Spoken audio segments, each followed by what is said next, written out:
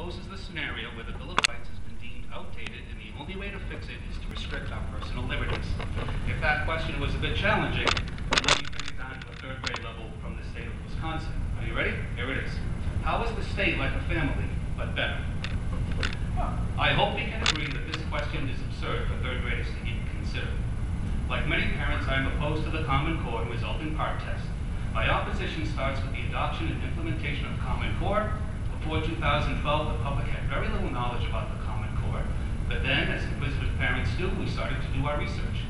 We learned that the Common Core was the brainchild of the National Governors Association and the Chief Council of School State Officers, financed by a $200 million gift from the Gates Foundation.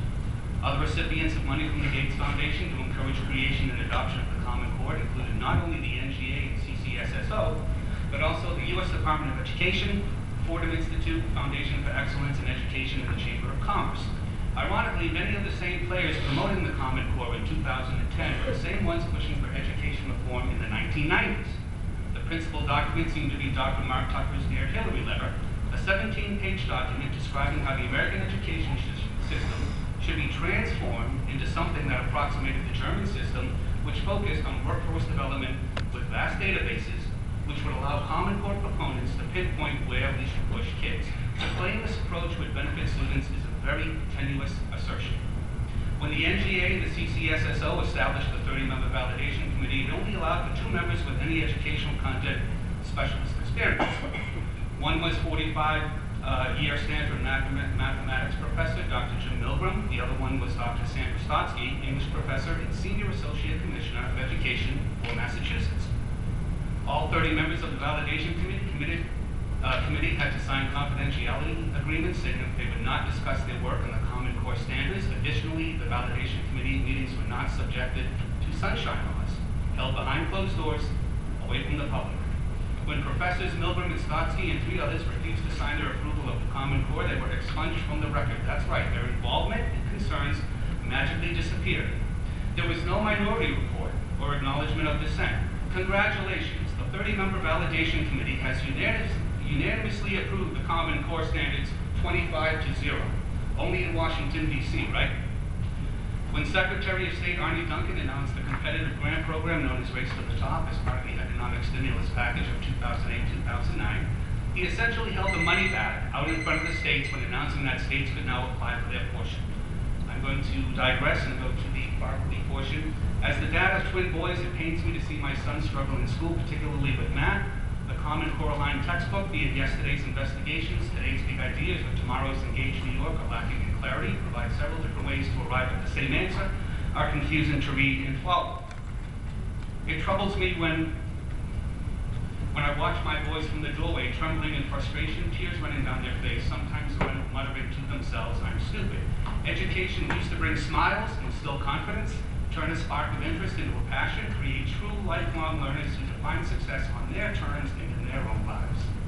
Follow the 10th Amendment of the Constitution, which states, education should fall into the jurisdiction of the states and localities and the Common Core, in part now, return education to states, cities, and parents. Thank you. Thank you. If you felt you left out some of what you want to say, you can. No, but send it to us in writing. You can also submit material to the board that way. Please do. Yeah, please do. Thank you. My name is Steve Tolly.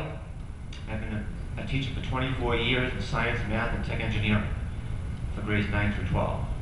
I currently teach at Shirley Regional High School, and I'm the president of our local MTA local union. I'd like to speak about students and parents and educators being all tested out throughout all these testing that they've been doing with MCAS and PARCC. Not to mention our classroom exams that we have, final exams and AP.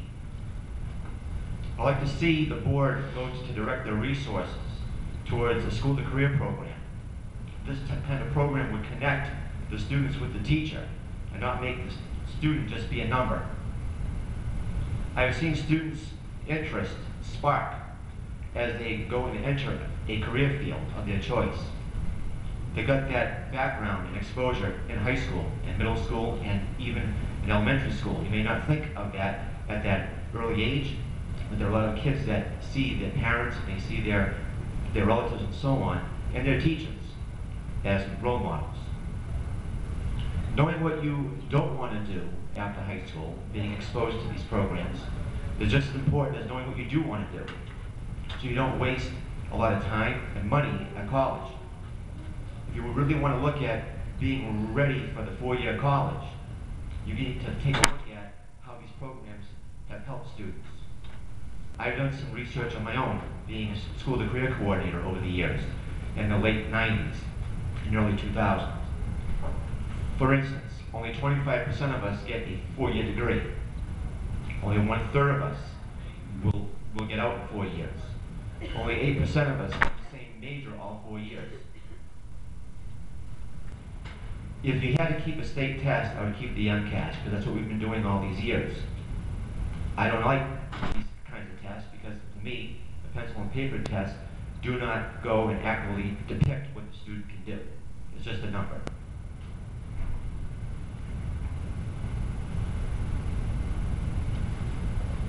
Thank you. Thank you for giving me this opportunity to speak.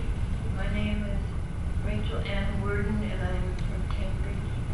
And I'm here because I'm very concerned about the education and I have to say indoctrination of the children. I start by saying that Pearson and Common Core is an English company, and I don't understand how the English get to be in charge of our educating our children. This looks like relinquishing local control of educating our children to foreigners, specifically the English, with whom we fought the Revolutionary War and then again the 1812 War. Relinquishing to the English is beyond federal centralization. It is relinquishing to the globalization, centralizing globalization. This can leave us with no authority for our children, and it is we who have a true commitment to our children's welfare. It will be us with care for our children and no authority. The English will have the control and less than a true commitment for our children's welfare. It will be a reassertion of the sun never sets on the British Empire, with the USA being one of the many nations subordinate to the English will. Power. The English have been a great power, and power is not inclined to relinquish power. When injured, power withdraws, regroups, re-strategizes, and then goes forward again. We should remember that liberty is taken, not given. Are we to take our liberty, or are we going to permit the federal government and the English to take our liberty? I can assure you that there is an agenda behind Common Core. I'm certain of this as I am of English descent. Also, I did a lot of reading and researching on the subject, and I can't really say accurately what I read in terms of the effects on the children, but it seemed as though math is being relativized, so that if you can explain how 5 plus 2 equals 6, you'll get a plus somehow. And then I read in the teachers talking about some kind of training in which they were advised to reading the Lincoln's Gettysburg Address, to read it deadpan with no feeling or gusto or light force flowing. So that's about it for now for me, except that I did a lot of reading on a website called Arizona Against Common Core, which they go into a lot of detail. And also, I suspect that this Common Core is probably connected to the Tavistock Institute in some way. Especially as I understand they had some kind of approach devised called Common Purpose. So anyway, that's that. I want to thank you very much for letting me speak. Thank you.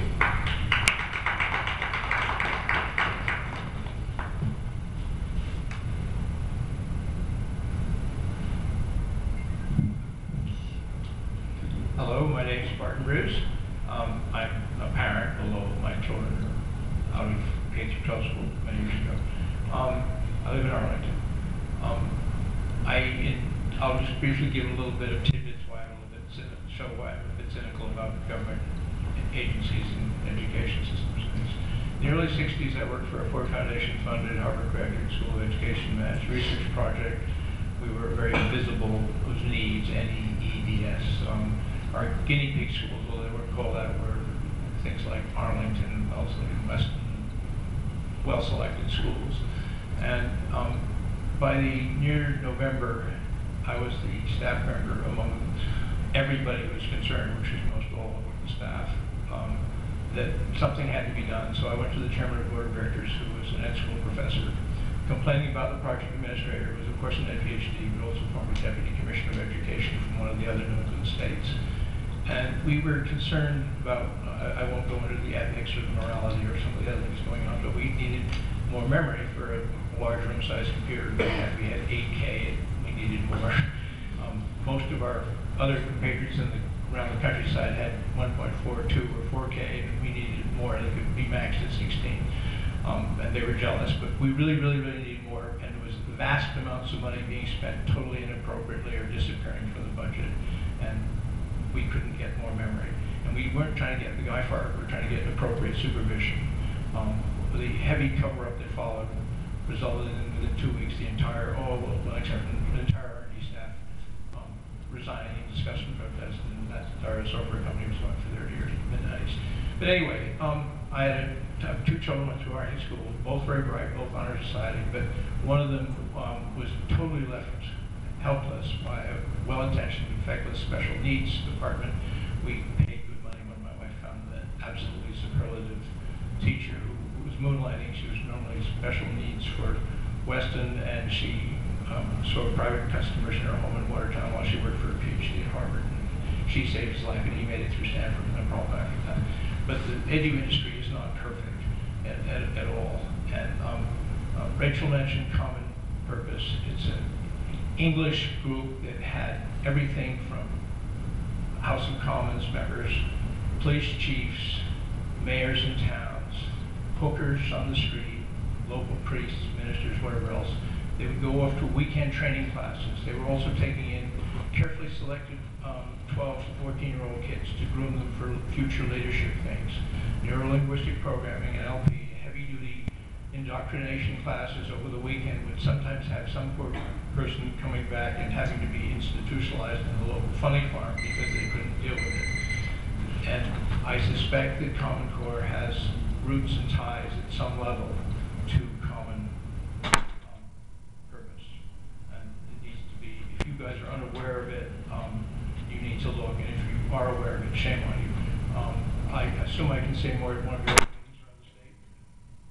You're welcome at any appointment. I just heard about this a day or two ago, and I didn't get much chance to Yeah, you'd be welcome at any do research. I was also VP of Technology for an ISP that serviced lots and lots of schools, and we were the ones who gave dial-up service at the price of what would normally be 1 month. We were doing it for a year, and the money didn't go to us. This were all the K-12 teachers in Massachusetts years ago.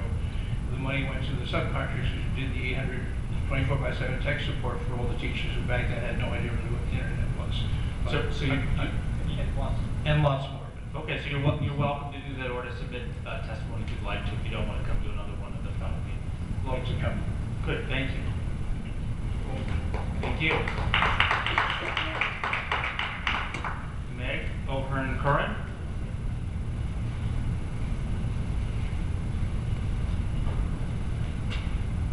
You have, I think, what's affectionately called the anchor role.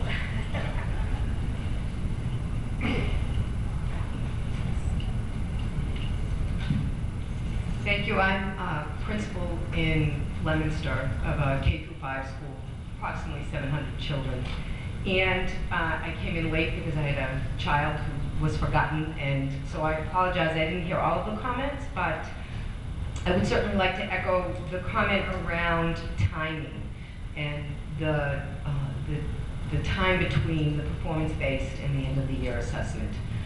It is a very short time. We've just come off giving the paper-based assessment, and it causes a significant level of disruption in the school.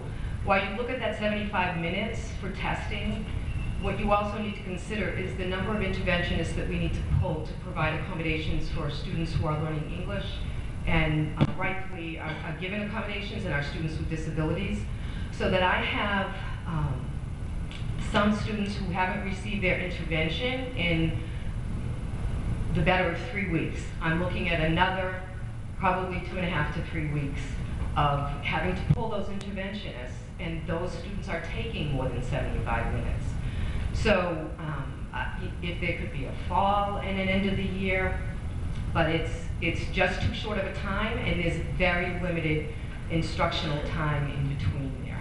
And it is very discouraging to the teachers who are pulled, and it's certainly not good for the students. We're not delivering the interventions that we need to with fidelity.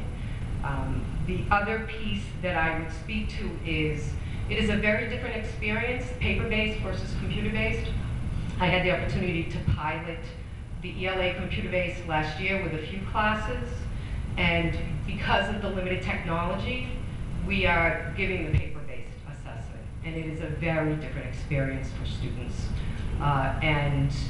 It's certainly a test that was meant to be taken on the computer, and the paper-based there have been a number of issues with children losing their place and finding, going back and forth the way that the items have been placed. And there has been a lot of frustration on the students' part. We've had a number of students in tears because of the format. I would also say that for equity issues, that if there's a commitment to PARCC, then there needs to be a commitment to provide the technology for all students so that it is a similar experience. I would say that I believe that the frameworks that are based on the Common Core standards are comprehensive, and they have increased the rigor of instruction in the classroom. And it seems to be a very political issue, but if you enter the classrooms, there is a significant difference. I would echo a concern that was made regarding the level of difficulty of the assessment, and therefore the lack of sensitivity to growth, particularly for children in urban centers. In addition to being a principal, I've taught here at the university for over 20 years, and I would just say that some type of measure that provides adaptive testing that is more sensitive to growth would be a very appropriate measure. If you're going to use that assessment for growth, then we need to find a better metric for that. Thank you. Thank you. Mr. Chairman, may I ask a question? Yes, please. We've heard it from a number Just of... stand between us and dinner. I'll be brief as always. We've heard from a number of educators about this issue of the short time between the PBA and the end of the year, and hear that loud and clear. And we have been exploring the possibility in future years of combining those two assessments. The question, if you went down that path, is the later you have it in the year, the more course content you can cover, but it's harder to get the results back in a timely manner to teachers and the school staff to inform the following year's placements. Do you have a sense of, if we were to go to a single assessment, where it would ideally lie? I don't. I think that certainly there's always that the difficulty of the teachers trying to cover the standards and yet having it too late in the year. Certainly, I believe there are some states that are doing it in the fall, which will inform, if they get that back, will inform teachers of the children who are sitting in front of them, right? Because the reality is that the teachers, the closer we can get to instruction, the more meaningful those assessments are going to be. And so the issue is the data will come back, but those students are no longer with them. They're with other teachers who don't have them until the fall. And unfortunately, I know we don't have access to summer programming. So if you were to ask me the most, and I'm not sure that my teachers would agree, but that if we could get data on the students that are in front of them in a timely manner, that's what's going to be the most meaningful. Thank you. I think Donald has a question. I have one, well, not for the superintendent, but the commissioner and deputy commissioner, if you'd like to answer.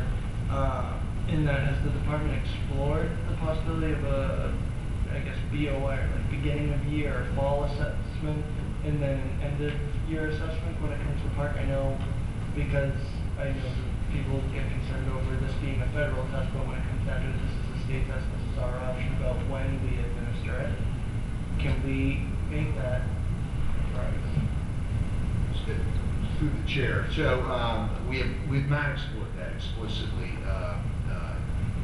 I will say, having worked in several states, I've worked in a state that tests in the fall.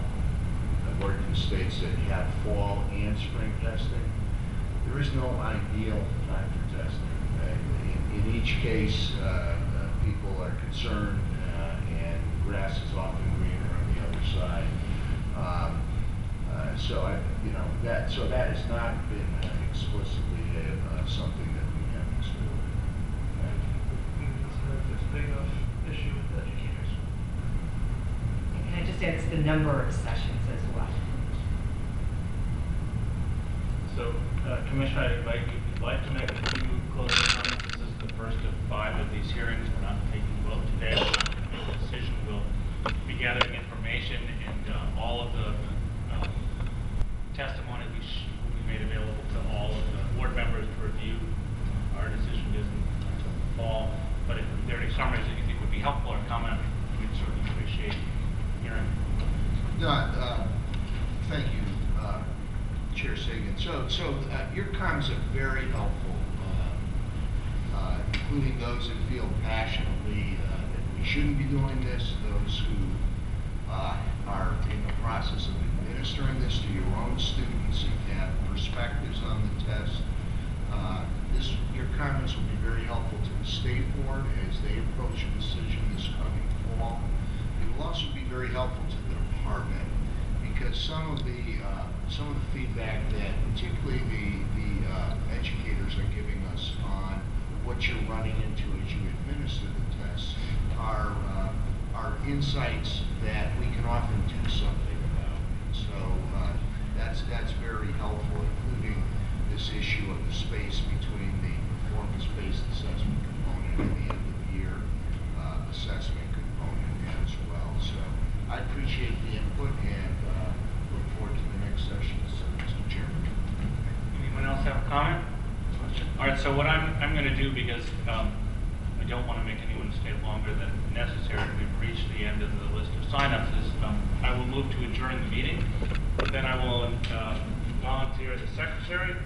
The commissioner and I will remain till 6 in case anyone comes late, but we're happy to trade our seats. Anyone else would like to wait. But I'm going to move the meeting and adjourn it. Thank you all for coming and participating. Thank you. Meeting is adjourned.